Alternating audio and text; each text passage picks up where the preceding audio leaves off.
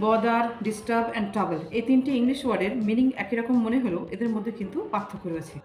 Hi everyone, today's video is about this three simple ওয়ার্ডস।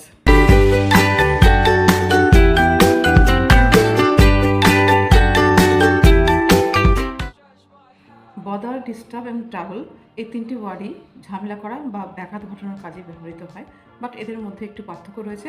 প্রথমে আসি bother. Bother হলো কোনো ছোটোখাটো কারণে যদি কাউকে বিরক্ত করা হয় তাকে বদার বলা হয়। For example, don't bother me.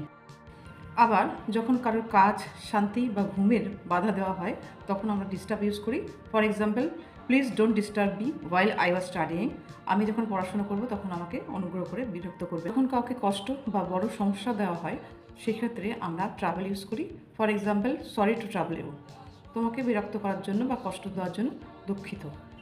Bother হালকা বিরক্ত, ডিস্টার্ব কাজ বা শান্তিতে বাধা, আর ট্রাভেল বড় সমস্যা বা কষ্ট। If you all find it informative, please like, comment, share.